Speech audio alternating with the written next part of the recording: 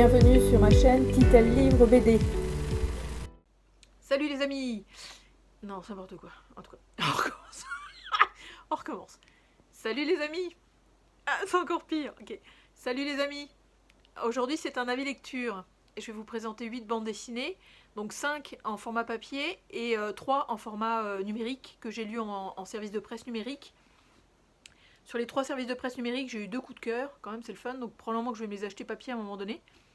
Puis en papier, sur les 5, il y en a une que j'ai beaucoup aimée. Puis sinon, en fait, ça va effectivement, je vais vous les présenter crescendo, donc le dernier sera le meilleur finalement. Il y en a une que j'ai un petit peu aimée, mais sans plus en fait. J'ai eu un petit peu de difficulté à avancer dedans, mais en tout cas, je vais vous en parler avec un petit peu de détails. On va démarrer tout de suite avec Carcoma, donc ça c'est en SP numérique. Alors, c'est scénarisé par et dessiné par Andrés Garrido, puis c'est aux éditions Dupuis. Là, en fait, on va suivre une équipe de bras cassés, en fait, des pirates qui sont en train de naviguer sur un vaisseau, effectivement en pleine mer, en fait, perdu au milieu de nulle part. Puis, on avance petit à petit dans l'histoire en découvrant les personnages. Ils sont pas 12 000, hein, ils sont peut-être une dizaine ou une quinzaine, effectivement, sur le bateau. Et un capitaine aussi. L'idée de cette bande de pirates sur ce bateau-là, c'est que ils ont décidé en fait de ne plus jamais mettre pied à terre. Donc ils ont une comptine qui se répète régulièrement, que le capitaine lance et que tout le monde répète effectivement avec un bel ensemble. Puis, mais on se rend compte que chacun en fait a une souffrance, a vécu des choses en fait vraiment pas faciles et se retrouve sur ce grand navire-là en fait pour réunir les solitudes, etc. Donc c'est une bande dessinée que j'ai beaucoup aimée, c'est un de mes coups de cœur parce que ça traite de sujets hyper sensibles. On a l'impression qu'en fait ça pourrait être une bande dessinée jeunesse, puis pas du tout. Vraiment les sujets abordés sont vraiment profonds, sont très adultes aussi.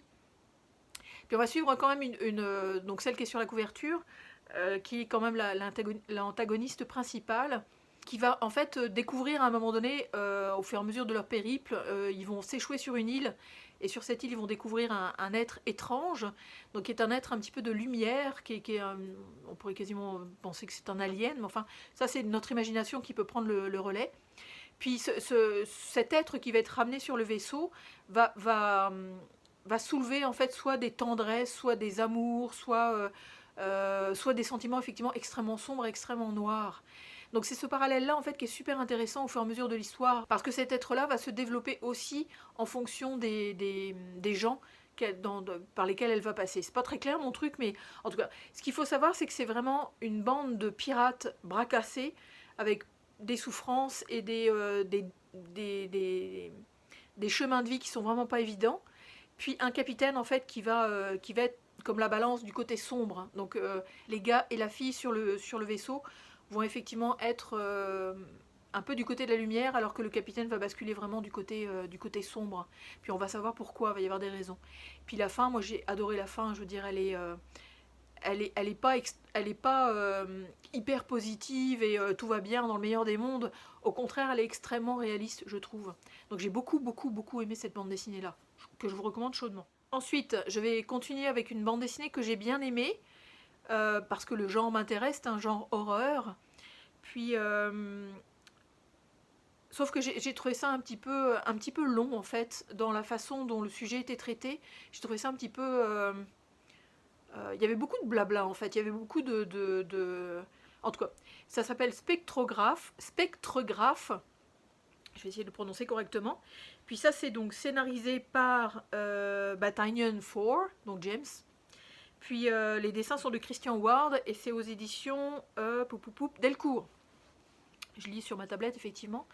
Donc là, je vous dis, c'est un genre horrifique. Donc c'est en rapport avec une maison qui a été aménagée par un type extrêmement riche, qui décède, si je me trompe pas, puis du coup il y a des héritiers, enfin la maison est à vendre, donc il y a des gens qui veulent l'acheter, etc.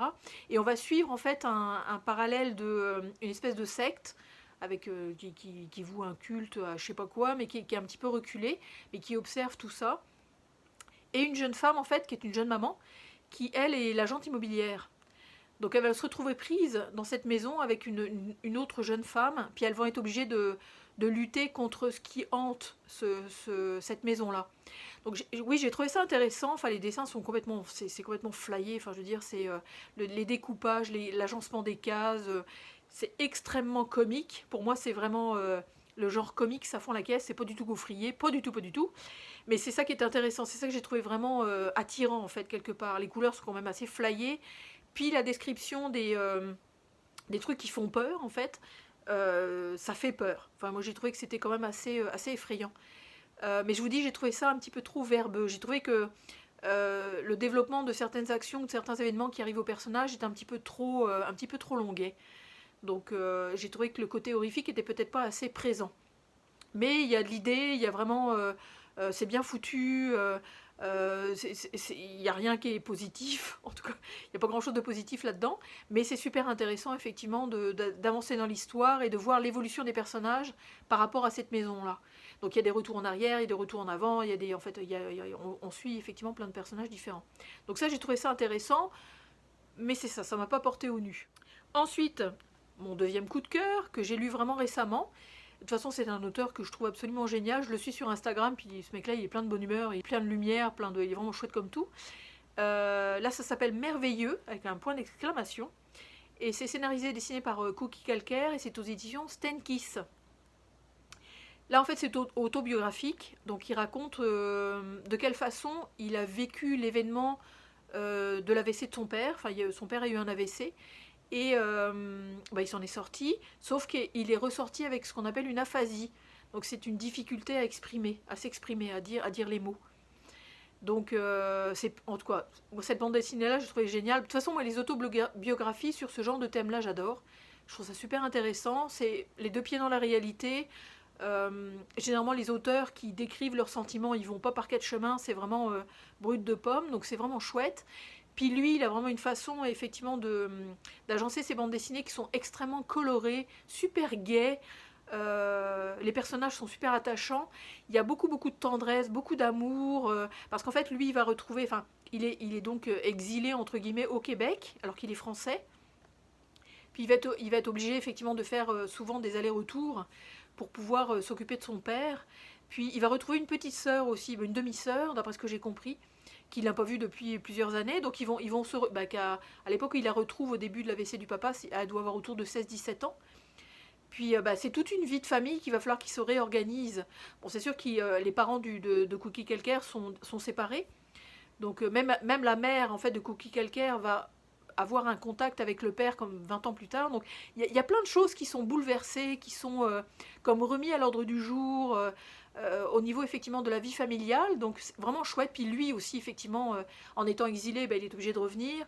Donc c'est un jeune papa, il a un enfant de 2 ans quand son papa effectivement a son AVC. Donc c'est vraiment le fun. C'est le fun. Tout est relatif évidemment parce que c'est quand même un événement extrêmement bouleversant. Mais il a une façon effectivement très logique, très de bonne humeur, sans montrer trop les côtés extrêmement tristes, parce qu'ils en ont pas assez certains effectivement. Dans la post-fast, il en parle un petit peu.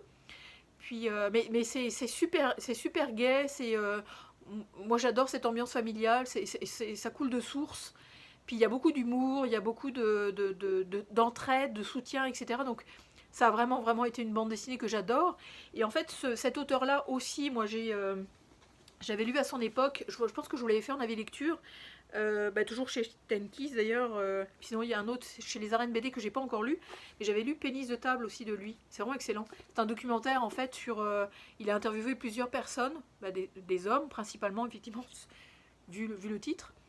Il a interviewé plusieurs gars en fait sur comment ils appréhendent l'acte d'amour, la notion de couple, etc. Et c'est super sympa comme tout. Et celui que j'ai acheté aussi, je pense que je l'ai acheté chez Momox, oui c'est ça. C'est les derniers mois de ta vie de petit con. Donc là en fait il a fait une bande dessinée encore une fois autobiographique sur comment il a appréhendé la grossesse de sa femme puis la naissance de l'enfant, j'imagine. Ça je l'ai pas encore lu. Mais comme je vous dis, au niveau des dessins, ça donne ça quoi. C'est super coloré, c'est très gai, très enlevé, c'est plein de blabla, mais c'est le fun comme tout, c'est plein d'humour, donc c'est vraiment chouette. C'est vraiment un auteur que je vous conseille, je sais qu'il en a écrit plein d'autres. À date, ça va être les 3 avec les derniers 9 mois que je vais lire bientôt. Mais c'est les 3 que j'ai lus de lui et je le trouve vraiment chouette comme tout. Suivez-le sur son compte Instagram aussi, ça vaut le coup. Donc ça, c'était pour les services de presse numériques. Maintenant, on va passer au papier, hein, avec les bonnes odeurs, puis les cases étalées, etc. C'est quand même plus intéressant que lire ça sur une tablette. Hein. Mais bon, bref. C'est une extrême... Moi, je remercie les maisons d'édition, encore une fois, de m'accorder le fait de pouvoir les lire. Parce qu'encore une fois, je rebadigeonne encore mon thème favori qui est j'habite au Québec et les parutions françaises arrivent au Québec comme 2-3 mois plus tard. Donc c'est un petit peu chiant. Donc le fait d'avoir des SP numériques, c'est le bonheur absolu, vraiment. Bref, on continue sur le papier. Là, on est chez Delcourt. Puis c'est celui que j'ai eu un petit peu de difficulté à comprendre. En tout cas, de la façon dont l'histoire est agencée, j'ai eu un petit peu de difficulté à rentrer dedans. J'ai bien aimé, j'ai trouvé ça extrêmement riche comme histoire. Mais j'ai eu un petit peu de mal parce que, en tout cas, je vais vous expliquer. Là, c'est donc scénarisé, je pense que c'est ouais, c'est ça, c'est Sylvain Ferret, et ça s'appelle Mémoire de gris. Encore une fois, le truc d'édition, là, c'est magnifique. Je dis le truc d'édition parce que je me souviens plus quel terme il faut employer. Mais bref, le travail d'édition, c'est ça, est vraiment extrêmement joli. Là, ça brille, tout ça, tout ça. Puis, en fait, c'est un petit peu moyenâgeux. Il y a beaucoup de fantastique aussi là-dedans. Et on va suivre ces 2 personnages-là, plus une flopée d'autres, évidemment. Surtout elle, en fait, on la voit assez petite. Puis, il y a beaucoup de retours en arrière, il y a beaucoup de... on voit effectivement l'action au moment où elle se passe, ça c'est certain. Puis, ça, comme je vous dis, ça fait un petit peu moyenâgeux, un petit peu fantastique, parce qu'elle, en fait, est considérée comme une sorcière, parce qu'elle sait manier les plantes, elle sait guérir, elle sait écouter, etc. Donc... elle est vraiment un petit peu mise sur la sellette. Puis lui, en fait, c'est un fils de noble qui va péter une durite à un moment donné parce que il va vouloir se mettre avec des gens qui protestent contre plein de choses. Puis il va commettre des actes répréhensibles. Donc la relation entre les deux au début est pas très claire. Au fur et à mesure, elle s'affine à travers l'histoire. Mais c'est ça. Donc en fait, ce qui m'a un petit peu dérangée, le dessin est absolument magnifique, j'ai adoré. C'est extrêmement doux. C'est extrêmement... c'est super tendre, les couleurs sont très, très pastel, grise, vert, bleu, etc. Mais ce qui m'a un petit peu désarçonné, moi, c'est ça en fait. On a du gris, puis on a un petit peu de rouge aussi, mais qui nous emmène en arrière ou en avant. J'étais un petit peu perdue en fait, parce que les personnages sont quand même reconnaissables. Ils ont tous une marque en fait sur le visage, donc ça peut se reconnaître assez facilement. Mais c'est ça, on alterne entre donc la réalité qui est ici, puis les retours en arrière qui sont là. Puis ça alterne souvent en fait entre les temporalités, donc moi ça m'a un petit peu perdu, honnêtement. Ça m'a un petit peu perdu. Mais sinon l'histoire est excellente, parce qu'il y a beaucoup de violence, c'est extrêmement sombre, c'est extrêmement... chaque personnage revendique beaucoup de choses. Elle essaye de s'en sortir effectivement par rapport à plein de trucs, sauf que pour survivre, elle est obligée de faire des choses quand même qui sont pas très jojo, quoi. Donc, et puis les personnages sont super bien étoffés, vraiment. C'est du lourd. C'est vraiment des personnages extrêmement intéressants parce qu'ils ont, il y a de la matière, il y a un passé qui est lourd, qui peut être effectivement très intriguant. Et c'est ça, en plus c'est quand même assez gros. Je pense que je l'ai lu en 3 fois. Donc j'aurais peut-être pas dû, j'aurais dû le lire d'une seule shot, mais c'est ça, c'est quand même assez conséquent. Il faut avoir un petit peu de temps. Puis il y a de l'amour là-dedans, en tout cas il y a plein de choses. Comme je vous dis, c'est une histoire extrêmement riche. Mais c'est ça, j'ai été un petit peu larguée par les retours en arrière, les cases qui sont rouges, parce que ça exprime une temporalité différente des cases autour desquelles elles sont. Puis, mais chouette, enfin je veux dire, vraiment intéressante. Le petit côté fantastique aussi qui se mêle là-dedans est vraiment super. C'est pas super gai, on se marre pas, il n'y a pas d'humour là-dedans, c'est pas youpla boum, t'égales soin, vraiment pas. Puis il y a quand même des larmes, il y a quand même des grincements dedans, il y a plein de choses. Donc je vous dis que il va falloir que je la relise. Il faudrait que je la relise à un moment donné, effectivement, pour mieux l'appréhender. Peut-être que j'étais pas dans le mood à l'époque où je l'ai lu. Parce que j'ai vraiment envie de l'aimer. Parce qu'il y a une densité, il y a quelque chose en fait dans cette bande dessinée-là qui que j'ai loupé. Je passais à côté, donc j'aimerais vraiment le retrouver, vraiment. Donc dites-moi ce que vous en avez pensé, vous, effectivement, dans les commentaires, si ça a été un coup de cœur, si ça a été aussi compliqué comme lecture, ou si, effectivement, enfin bref, dites-moi, ça m'encouragera à la relire. Donc ça. Ensuite, une que j'ai lue, qui traîne dans ma palle depuis, je pense qu'elle a été éditée en 2021, donc ça fait 4 ans. Puis, j'ai pas été déçue de ma lecture, je m'en doutais. Ça aussi, c'est une lecture extrêmement dense et avec plein de rebondissements et plein de... c'est du lourd, vraiment, je trouve, parce que, bon, il peut y avoir des histoires de bande dessinée qui sont beaucoup plus légères et on peut passer au travers, en fait, assez rapidement dans la lecture. Mais les deux que je vous propose, là, sont quand même assez conséquentes, disons. Donc là, on est chez Dupuis, cette fois-ci. Puis c'est Teresa Valero, donc Teresa Valero, qui a fait, c'est un tome 1, j'aimerais ça avoir un tome 2, ça serait le fun de retrouver les personnages. Ça s'appelle Les enfants des autres, donc c'est Contrapasso. Aussi quand même pas mal à lire, mais celle-là je l'ai lue en 2 fois, je pense. Puis là on va suivre en fait, là on parle de en fait, Madrid, hiver 1956. Puis on va suivre ces 3 personnages-là. Il y en a-tu 3 ou il y en a 4? Il y en a 3, c'est ça. Il y en a bien 3.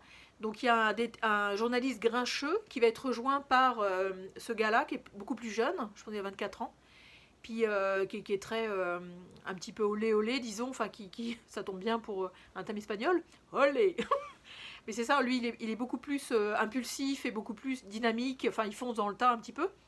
Tandis que effectivement son comparse est beaucoup plus âgé et a beaucoup plus de bouteilles, donc est un petit peu plus désabusé, disons. Puis elle, ouais c'est ça, elle, c'est la cousine en fait de ce gars-là. Puis elle va les aider aussi dans leur enquête. Puis on va suivre une enquête qui est un peu compliquée, encore une fois. C'est ça, un petit peu, j'ai trouvé ça, wouhou, il fallait s'accrocher quand même. Mais c'est super bien foutu, les dessins sont absolument génialissimes, vraiment.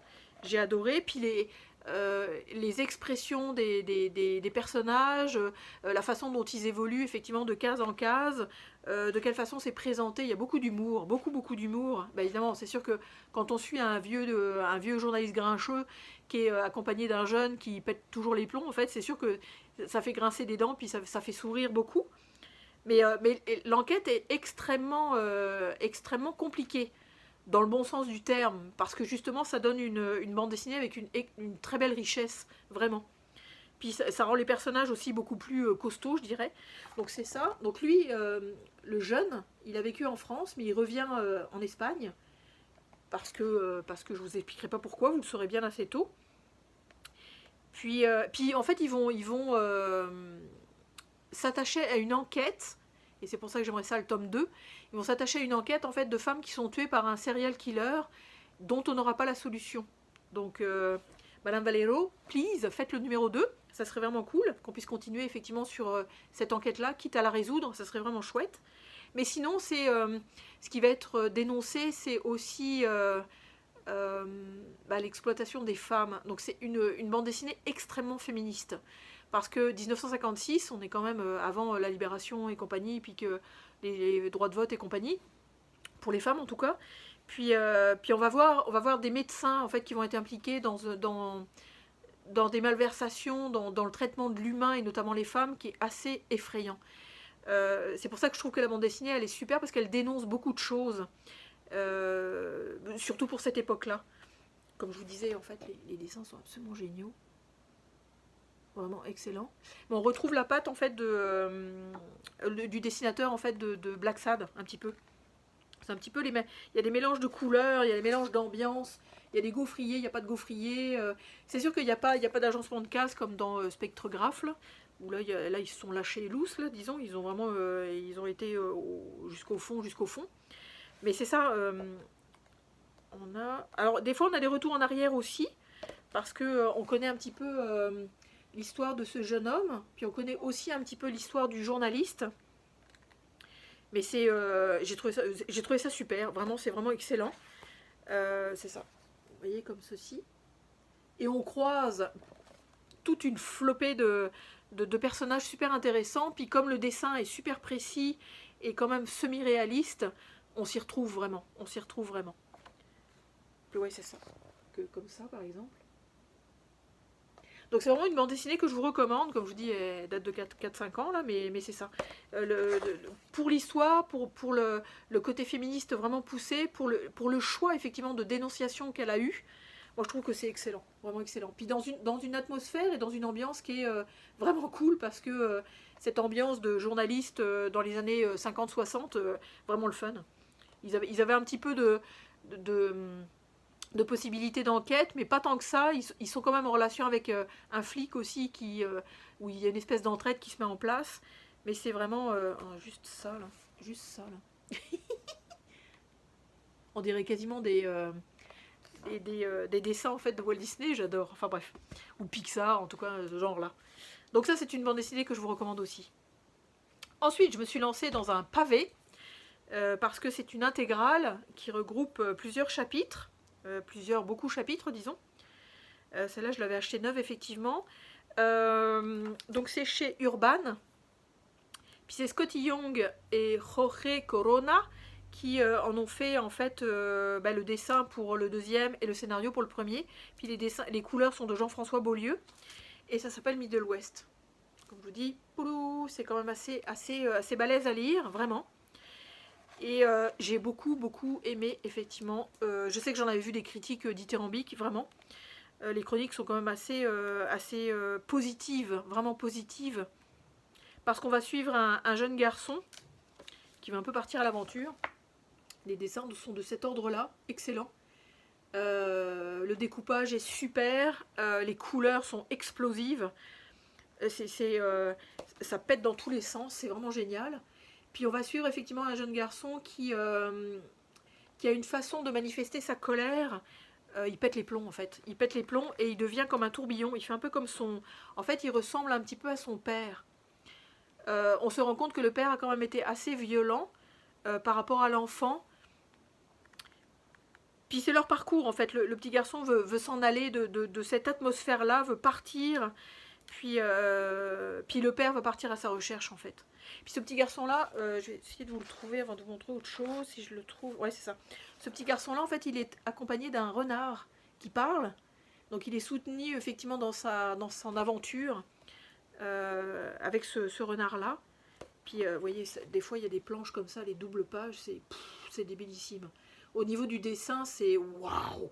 C'est assez extraordinaire, hein. C'est assez extraordinaire. Excusez-moi pour le reflet, mais c'est ça, c'est sublimissime.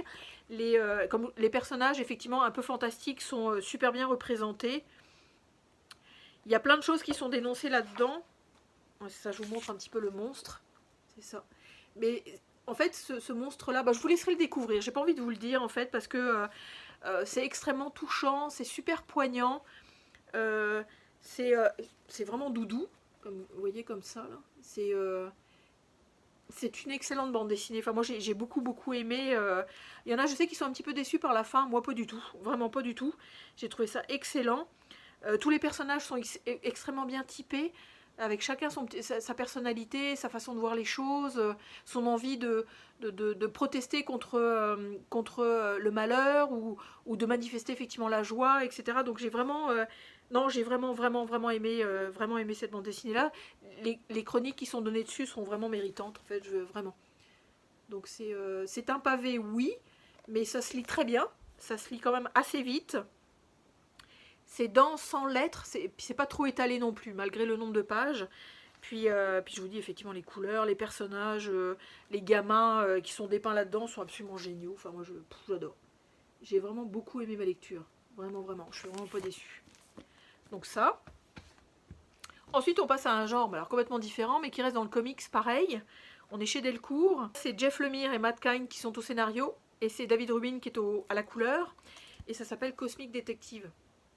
Ça aussi, j'ai bien aimé. Honnêtement, j'ai bien aimé. Ça m'a un petit peu surprise parce que moi, je suis plus effectivement lecture franco-belge. Donc là, c'est vraiment du comics à fond la caisse, où il y a une part un petit peu fantastique, du découpage qui est flyé, des espèces de personnages bizarres, on ne sait pas trop d'où ça sort. Donc ça m'a interpellée, j'avoue. Ça m'a un petit peu interpellée, mais j'ai beaucoup aimé. Parce qu'en fait, on va suivre Cosmic Detective, donc on va suivre ce gars-là, en fait, qui va être confronté à... des choses étranges. Il va falloir qu'il résolve une enquête. Donc il y a des parallèles en fait entre une enquête qui est ciblée vers de l'étrange, du fantastique, et sa vie de famille en fait qui est complètement normale, disons. Ben, c'est quand même de la science-fiction, hein, mais sa vie de famille est complètement normale. Puis je vous dis, au niveau du dessin, c'est génial. Moi j'ai beaucoup aimé, vraiment beaucoup aimé. Encore une fois, la couleur elle claque pas mal. Puis on n'est pas trop perdu, je trouve c'est quand même un double page, et hop là. Donc vraiment le fun. Il y a beaucoup d'action, ça bouge tout le temps. Parce qu'il est toujours en mouvement, effectivement, pour essayer de découvrir qui a tué qui. Puis on va dans des univers complètement flyés. Il va en fait dans un espèce d'univers parallèle quand il ouvre son coffre de voiture puis qu'il descend un escalier. Donc c'est assez inventif. C'est très imaginatif en fait, vraiment comme bande dessinée, que j'ai beaucoup aimé. Ça peut donner ça aussi encore en double page. Puis effectivement ça explose, ça pète, il y a des règlements de compte, il se transforme, il y a des réflexions aussi un petit peu philosophiques. Il y a des choses des fois qu'on comprend pas trop, mais pour la beauté de la chose déjà ça vaut le coup là, honnêtement. Ça vaut vraiment le coup, donc ça c'est le fun. Puis non, j'ai bien aimé. Je vous dis, ça m'a complètement déstabilisée parce que j'ai pas du tout l'habitude de lire ce genre-là. Effectivement, mais j'ai trouvé ça super cool. En plus, il y a quand même pas mal d'humour dedans, ce qui aide un peu à la légèreté de l'histoire. Ça, c'est le fun. Mais il y a du gore, il y a de l'explosion, il y a du sang partout. On le voit à poil, ça c'est super. Merci les gars, ça fait du bien de temps en temps. Plutôt que de voir des seins, on voit aussi autre chose. Mais c'est ça. Non, j'ai vraiment bien aimé effectivement ma lecture, vraiment chouette. Donc si jamais vous voulez lancer dans l'aventure, allez-y, vous me direz ce que vous en pensez. Et mon petit dernier, en fait, qui est un coup de cœur, dont je ne doutais pas, en fait. C'est paradoxal, mais c'est ça. J'avais déjà lu une bande dessinée de cet auteur-là que j'avais bien aimée, mais celle-là, en fait, elle est plus... elle me parle plus parce que la bande dessinée que j'avais lue de lui se passait au Japon, donc c'est plus un univers qui est plus distancé par rapport à mon côté européen, évidemment, et côté canadien, évidemment. Mais cette bande dessinée, j'ai vraiment beaucoup aimé parce que ça a vraiment fait un thriller noir, vraiment. Donc là, on est chez Sarbacane, c'est Isao Mute et c'est Clapas. Vraiment cool, vraiment cool. J'ai adoré ma lecture. J'ai pas réussi à la lâcher en fait. Je l'ai commencé et j'étais obligée de la lire jusqu'au bout. Parce qu'il y a des rebondissements, parce qu'il y a plein d'aventures étranges, que ça fout la trouille, qu'on se demande où ça s'en va. Puis il y a des conséquences à certains gestes qui sont comme ok, donc tu veux vraiment nous mener à cet endroit-là. Vraiment. J'ai adoré, j'ai vraiment adoré. En fait, on va suivre une bande, c'est pas une bande, mais c'est plusieurs personnes qui sont dans un bus, comme ceci. Le dessin aussi est chouette.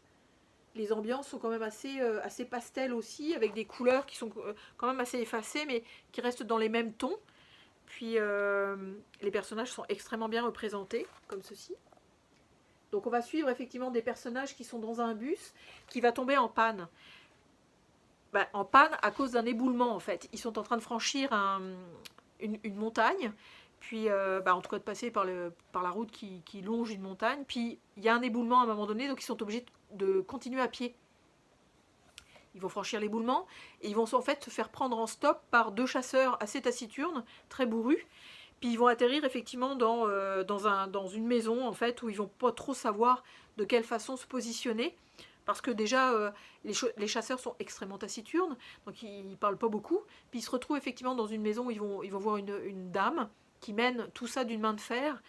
Puis c'est ça, ils ne savent pas trop comment ressentir l'ambiance de cette maison-là. Puis à un moment donné, ça va partir en cacahuète. Honnêtement, là, chose dont je me doutais, en fait, dont on se doute quand même depuis le départ. Puis c'est ça qui est super intéressant. Donc il y a des gens qui... Il y a des personnages qui vont